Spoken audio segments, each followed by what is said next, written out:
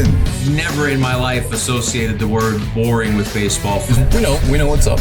Me? Yeah. Famous? Yeah. And I'm like giddy over there smiling like, we're about to win this shit. Did everyone give you crap? Give me a good host story. I'm not picking it up. We both love the game. We talk about it every day. Getting on baseball. Having some popcorn, you're fooling around your phone. I'd have to wait in line for 3 hours. Hang on, because it's about to be a wild ride. All right, when there's one of the greatest games of the season, one of the greatest games that we've seen probably in a long, long time, honestly, the Mets beating the Braves in a game that wasn't supposed to happen, yet it did happen, and it was momentous. It was exactly the perfect reminder, and even though this isn't technically the postseason, it was the perfect reminder of why this sort of season, this sort of time of season is so awesome. Because number one, the excitement of the game, and number two, the smiles that it brings to people like Evan, producer Evan's face. He is bursting. Yeah. Oh, okay. Go ahead. It's just so crazy how in one game you could go from being at the highest of highs after that one inning that's capped off by Brandon Nimmo hitting the 3-run homer, and you're like, okay, we got 3 runs on, no big deal. We got Edwin Diaz coming in and Phil Maton, and then they have that crap bottom of the 8th inning, and then you're like, oh man, we're down and out. Raisel Iglesias is gonna bounce back, and then Pierce Johnson, they bring him in, and then it's like, oh, all right, this is gonna be tricky because we are in Atlanta, so they got all their fans behind them, and then Francisco Lindor just coming back and just hitting the walk-off. It's kind of like a perfect, a perfect ending to the regular season in terms of that, just because, he was the MVP the entire year. Obviously, we had a decent stretch without him, but then him coming back, even with all his back issues, and just still carrying the team at the end there was just perfect. First of all, I have no idea what you're talking about. We haven't even told anyone what the score was. In case you didn't know, what Evan's talking about is the Mets clinching a playoff berth by beating the Braves 8-7. I thought you expertly set the scene though. But let me just give you the line score. Yep. So the Braves scored 2 in the 3rd, and then they scored another in the 6th. So you're heading into the 8th up 3-0, as you said, feeling pretty good if you're the Braves. Jimenez is the guy that really blew up. Didn't get an out. End up getting up 3 runs on 3 hits. Iglesias was actually the culprit for giving up the biggest hit, right? And so, but Iglesias is no better than Jimenez. So the Mets just go on a tear in the 8th inning, score 6. So it's 6-3. Now, producer Evan, diehard Mets fan, 6-3. You are. Don't give me it's the Mets. Anything can happen. Ghosts of Atlanta. No, you were punching your ticket. You were punching your ticket up 6-3. Absolutely. Yeah. Going into the bottom of the 8th, you were punching, no doubt about it. You thought it was done. Yeah, because once you get all those runs in the inning, it was like, you got Phil Maton and Edwin Diaz coming in, 2 guys that have been, Diaz obviously started off slow, but he's been dominant of late. Phil Maton has probably the lowest ERA of any reliever traded.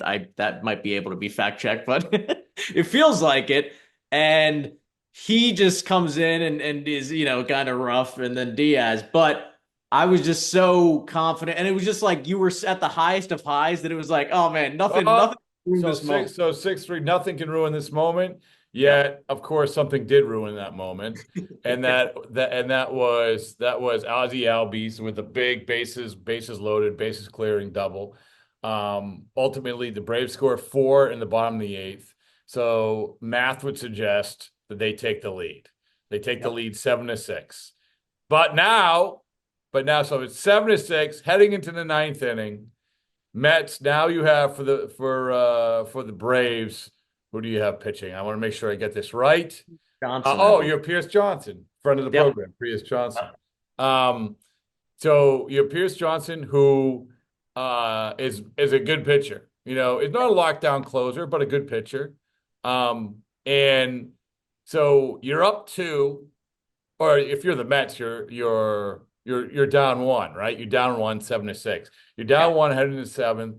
And of course, take it from there. Lindor, right? I mean, this is the story. The story to me is Lindor. Lindor is, and even to the end, by the way, spoiler alert, the Mets won. But even the end, we have the images of Steve Cohen and Lindor on the field of hugging each other. I mean, Lindor he's not gonna win the MVP, Evan. I'm sorry. No, I get that. Yeah, it's okay. It's okay. But still, this is the guy who, you look at it, he is, we talk about faces of a franchise and what you want in the face of a franchise. You want everything that this guy represents. The guy's playing hurt. The guy is number one, really good, or number two, really, really good. The guy is great in the clubhouse. Everybody talks about it. The guy is fun to watch. Like everything about him, unless like something else comes out that we have no idea about. And by the way, you want that guy to be the guy that you want up at the most important time. And sure enough, like, what was your vibe when Lindor got up? So, when the inning started, obviously vibes were extremely low. And then Starling Marte gets on, and then I'm like, oh, okay, you never know. But I was still like, I'm not really entirely sure what's going to happen. And then even the home run that he ends up hitting at first kind of looked like it was going to be a fly ball. And then I slowly saw Michael Harris start to pull up when it was going toward the fence. And that was when I lost my mind. There's probably a noise complaint because of how loud I screamed during that moment. But that moment was just so insane because it starts off with like, all right, he hit a deep fly ball. Hopefully Marte's a pretty fast guy. Maybe he can get home. Or, Michael Harris is doing, Michael Harris things where he's going to like, slowly freaking scale the wall and catch it. But once it goes over the wall, it was just like, oh my God, we really have a shot to win this. Now, granted, that was only an inning after we just blew up. So the bottom of the inning was a little concerning. But at that moment, the vibes were all the way back up to volume 10. So it's probably not good for the heart. But at the end of the day. As a quick aside, like you're talking about like screaming and yelling and waking up the neighbors. Your backdrop in your room suggests that you are like 30 feet below the ground in a bunker. Can we please? I appreciate your higher education, your the honor that you have graduating from Monmouth University. But Evan, like, how long have we been doing this now? Like, we've been doing this. And your backdrop is a diploma at Monmouth University. Like, what is happening? This is nothing. I'm trying to even you off a little bit. I'm trying to lower the heart rate by bring it back to reality. So anyway, there's something to work. This workshop that. Yeah, no, I have all the Mets memorabilia in my bedroom. Yeah, okay. All right. That's what we're gonna do. Now that we know the Mets are in the playoffs. We'll do a podcast every single Mets game. I don't care. But you have to litter your background with the Mets stuff, right? And maybe even dress up as Grimace. I don't know. If you really cared about the brand, you would do that. Was the Lindor home run the biggest home run in your Mets lifetime? Like the biggest hit in your Mets lifetime? It really does feel like it. I mean, of course, you can like look to their 2015 playoff run. There's a couple big moments there, but in terms of like, I felt like that. It almost felt like at that point when those home runs were hit, it was almost like part of the journey. So it wasn't like a certain moment that you were like, holy crap, it was just that entire run. Whereas this one, it really did, for whatever reason, feel like whoever won this first game, it was like you almost needed to at that point because it was like you put so much into it that despite the fact that it could get tricky. Well, as we tape this, the other part about this is people listening to it will have figured out like if the Braves or the Mets won in game 2. But as we tape this, to your point, it was announced after this game that Chris Sale scratched. So scratch. So the Braves are sitting there and they probably know this, and they're sitting and they're like, hey, we gotta win this game. We gotta, and I'll give, you know what? Kudos kudos to the team of Carlos Mendoza and John Gibbons. Most people would just say the manager, but we're going to say the team of Carlos Mendoza and John Gibbons. There you go. There you go. Making the decision. We're watching it, and I'm like, Edwin Diaz, 35 pitches. Yeah. But you know what? Like, this is the ultimate. Hey, go with what you know.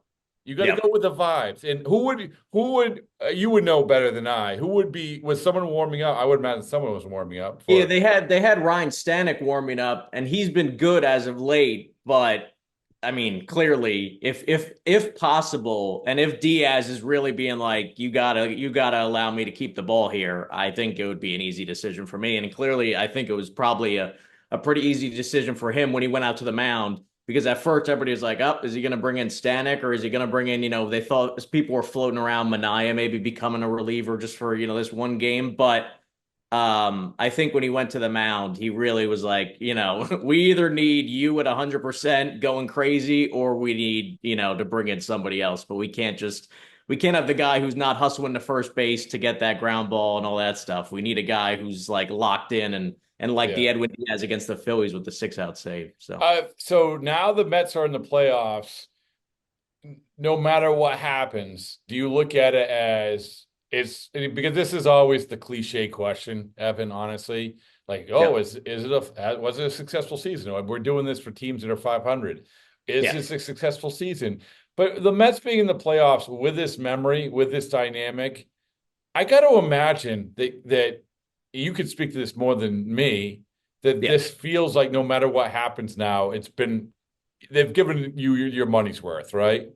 No, yeah, this is definitely a successful season, because going into this year, everybody and their mother, like we were even saying with that podcast with Pete Hoffman, it was just like everybody was kind of like, this is a retooling year, this is a rebuilding year, we got to get Scherzer and Verlander and all these other people's money off the books, and then we're really going to go all in this upcoming offseason. But this year was kind of like let Mendoza get his feet wet as a manager, see what we get out of the Severinos and Manayas of the world, see if anybody steps up, and then everything possible goes right. You have Manaya and Severino step up. You have Vientos break out. You have Alvarez start to come around at the end here. Lindor has, if Shohei Ohtani didn't have a historic year, Lindor has definitely a, lower down on the ballot, whatever, MVP kind of year. So you just have all these guys really do what they needed to do. And it went from a year where people were like, we'd be happy if we were at least in contention, to it became toward the end here, like, holy crap, we really need to get in the playoffs. And then now it's just all gravy, obviously whoever they end up facing, you're going to want to beat them and move on, just because, the fan in you never wants to, get knocked out. But I think if anybody's thinking with a rational head, they think like, this year has definitely been a success. And it also helps for free agents, because you go into the offseason being like, we were a playoff team and we plan on continuing that, as compared to no. That's only part of it. Yeah. The other part about this is all Cohen. This is all Cohen. Yeah. This is like, to me, it's like, I don't mean to cut you off, and you're partially right. You have your prerogative to be partially right, but there is that sense for free agents. Hey, they always say, I want to go somewhere that's winning. Okay, now you've proven you can win, and you're not losing. I mean, you're really not losing a bunch of guys, right? I mean, JD Martinez and I don't know who else, but Pete Alonso, I guess that's would be a big one. But the bigger thing is when an owner is seduced by that taste of winning, right? Kind of like what happened, right? We already saw that happen with the Mets in 2022 into 2023, right? Right. Yeah. I mean, so you have failure, and then you overanalyze, and I think that's what they did. And like, hey, we got to be more measured and everything else. Even though we have money, I want to be a fan. And then you take that sort of other road. But now, if you do well, I got to imagine, and you taste that, it's the John Middleton thing with the Phillies. Yeah. Steve Cohen's like, hey, Juan Soto, you know what we were missing? We were missing Juan Soto. That was it. That was it. And so I do think that element, and I can't, I'm going to keep coming back to that Max Scherzer thing. The Max Scherzer thing, where ultimately I want to know, And I don't know. I can't. Max Scherzer seems pretty genuine, but when he says, yeah, Steve Cohen said we're playing for 2026. I'm paraphrasing, but I'm pretty much right? Correct? Yeah, exactly. Yep. Yeah, we're playing the 2026. And for you and other Mets fans, that's just like dagger. I mean, nobody wants to hear that. And the Mets would never say that. But the guy was leaving. He spilled the tea on it. So, but now, that Max Scherzer quote, it looks stupid, Yeah. right? It looks Yeah, dumb. because even I think it was it became like a spending thing, and it was as compared to him spending the crazy amount he usually does, especially like he did in that offseason that we were just talking about. He didn't spend as much this year, but then they still won, and then the Rangers ended up not making it, so it even looks more crazy because he ended up going to a team that didn't make it as compared to a team that did. I tell you what, though, David Stearns he's done a really, really good job. And I'm not just talking, I mean, it's funny because, and we can do maybe podcasts about executives of the year, power rank. We always like the power rank executives of the year. It's so sexy. But it's but David Stearns and AJ Preller in different ways did exactly what their teams needed.